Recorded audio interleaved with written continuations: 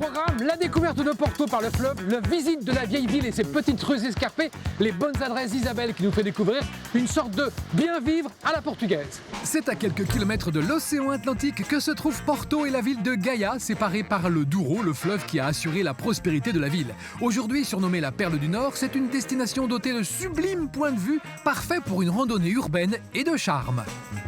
Francisco, bon dia. Hola, bon va dia, bonjour, ça va? Alors Porto, facile à comprendre. Nous sommes à Gaia. La vieille ville est exactement ici, jusqu'au fleuve, très proche. C'est comme un amphithéâtre naturel. Et c'est là où on va aller, c'est là où il y a mon nez. Oui, exactement, c'est ça. D'accord, et c'est là. Et voilà. Et pour commencer, je vais retrouver Isabelle, expatriée française depuis 2 ans à Porto. Bonjour Isabelle. Tombée amoureuse de la ville. Tombée amoureuse de la ville. Et qui s'est mariée la semaine dernière. C'est vrai. Avec un Portugais. Avec un Portugais. De Porto. De Porto. C'est vraiment central ici. C'est très central. Comment elle s'appelle cette place? Elle s'appelle Plaça do Leão, les Lions en fait. Place des Lions, point de départ de notre périple à Porto.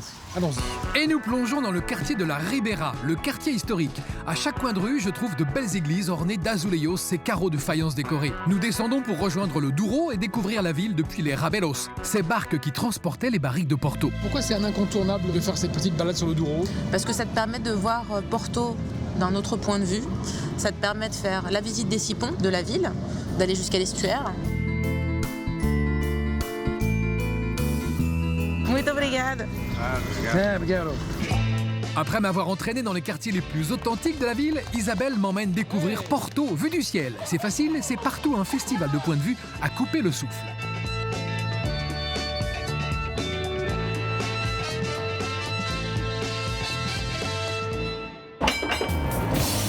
En fin d'après-midi, je pars seul tester l'authentique ligne 1 du tramway. Électrifiée depuis 1896, ce sont toujours les mêmes voitures en bois qui transportent les voyageurs le long du fleuve. Final, terminus. Merci Carlos, au revoir. Et depuis l'avenue du Brésil jusqu'à la mer. Car c'est à l'estuaire, là où le fleuve se jette dans l'océan, qu'Isabelle m'a promis un des plus jolis couchers de soleil du Portugal. Alors ça, c'est assez typique ça. Alors c'est complètement typique, c'est un churrasco, donc c'est un barbecue géant. Ils font ça dans la rue ici, et après on va s'installer à table. Je te présente Mathieu. Jean-Louis, Jean-Claude, bonne nuit.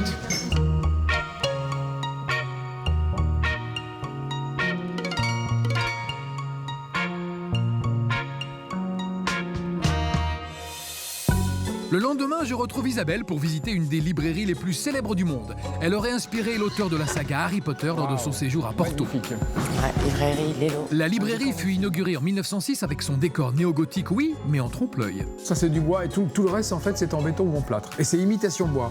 C'est imitation de bois. Ah ouais. Ça a été peint, travaillé, ça c'est sublime. C'est comme un décor. Alors en fait l'objectif c'était d'impressionner en fait les gens qui allaient rentrer dans la librairie et de se dire waouh, Waouh. C'est le temple dos livres. c'est le temple des livres en fait. The wow effect. Waouh. Magnifique. C'est sûr.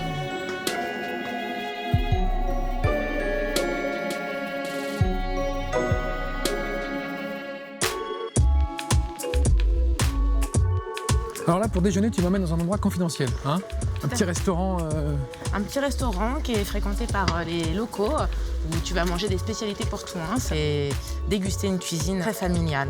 On est vraiment au cœur du Portugal. On est au cœur du Portugal. Bon dia. Toute la journée, Pedro compose pour les habitués du quartier sa cuisine comme à la maison. Au menu, sardines, grillées, beignets de morue, sans oublier son chorizo cuit à l'eau de vie. La spécialité, o chorizo assado. Voilà ce qu'on vient chercher au Portugal, ce genre de petit plat qu'on voit nulle part ailleurs. On sourit, 3, 2, 1, smile. Comment on dit sourire en portugais? Cheers.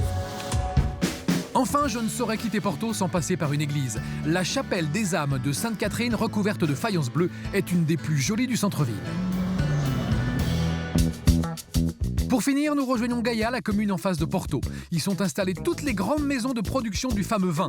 Je visiterai un des plus grands chais traditionnels où sont entreposés plus de 1500 barriques. Ça, c'est le nombre de litres. 618. Et la plus grande d'entre elles, la Reine-Mère, et ses 100 000 litres de Porto. Voilà, c'était mon voyage à Porto, la perle du Nord. Wake up in the morning